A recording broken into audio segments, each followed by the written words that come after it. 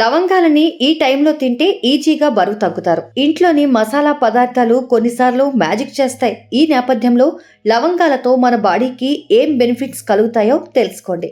శరీరంలోని కణాలు ఆరోగ్యంగా ఉండాలంటే యాంటీ ఆక్సిడెంట్స్ చాలా అవసరం.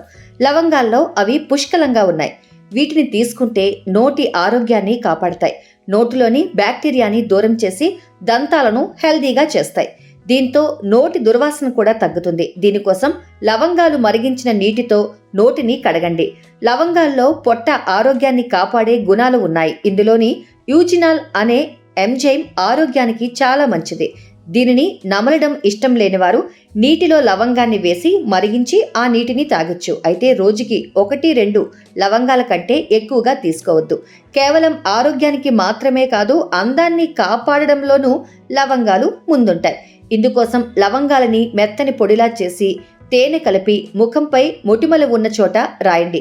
నేరుగా రాస్తే మండుతుంది కాబట్టి తేనె కలిపి రాయండి. ఇందులోని యాంటీ బ్యాక్టీరియల్ గుణాలు సమస్యని తగ్గిస్తాయి. అదేవిధంగా ఈ నూనె జలుబైన సమయంలో ఛాతీ, గొంతు దగ్గర రాస్తే ఉపశమనం ఉంటుంది. లవంగాలు శరీరంలో వేడిని పెంచుతాయి కాబట్టి ఎక్కువగా తీసుకోవద్దని అంటారు. కానీ ఈ లక్షణం బరువు తగ్గడానికి కూడా హెల్ప్ చేస్తుంది. జీర్ణక్రియని మెరుగ్గా చేస్తుంది.